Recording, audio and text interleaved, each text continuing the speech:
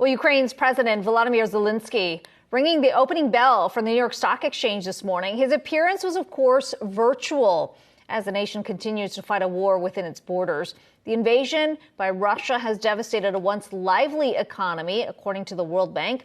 Economic output this year will be effectively cut in half. One area hit especially hard is tech, leaving once thriving startups struggling. Let's bring in Yahoo Finance's Allie Garfinkle joining us from LA. And Allie, it's one of those spaces that Ukraine had really bet big on pre-war. What are we seeing in terms of the pivot for some of these companies? Because these aren't just thriving in Ukraine. There's a lot of Western tech companies that were relying on workers within Ukraine. Yeah, Kiko, I've talked to a number of founders, VCs based in Ukraine, and they've all said the same thing, that they are pivoting from growing to surviving. And that's very literal, right? This isn't only startups we're talking about, but their employees. One VC I spoke to was actually hiring trauma psychologists to work with his team. A number of companies across the country, both based in the US and elsewhere, that have employees in Ukraine have actually been supporting those employees as they move from eastern parts of the country to safer parts of the country in the West.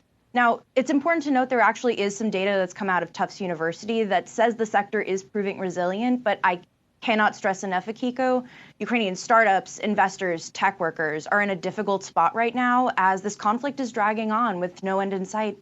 Yeah, and we've seen so many of these companies really support employees who have gone out to fight on the front lines as well. What do we know about the VC landscape? Yeah, one of the experts I spoke to, Akiko, said that raising money right now really isn't an option in Ukraine for most startups.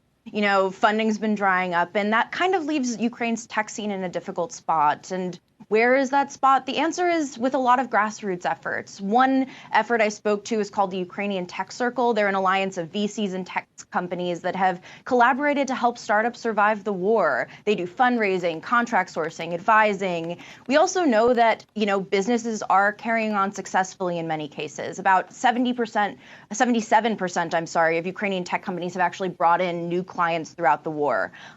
That said, the margin of error for Ukrainian tech is small and getting smaller, Akiko.